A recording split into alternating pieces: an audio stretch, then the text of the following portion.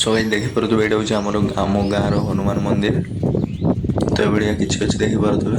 ତ guys welcome back to my new blog. तो friends आउट नुआ वीडियो आपको स्वागत। तो मुझे 11टा टाइम है 11टा तो आज आसी बुलवाई तो देखा आपड़ी आसी सो आज देखिपे मुझे जगार अच्छी।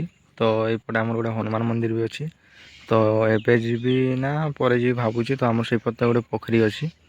तो देखिपे रास्ता से सुंदर लगुच और घास केमती लगुच पूरा ग्रीन ग्रीन। तो फ्रेंड्स एमती अच्छे आम गाँव हनुमान मंदिर बहुत ही सुंदर लगुच देखिपारे बहुत भल लगुच।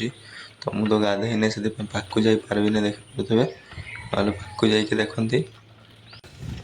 तो एमती देखा बहुत ही सुंदर लगुच देखिपारे।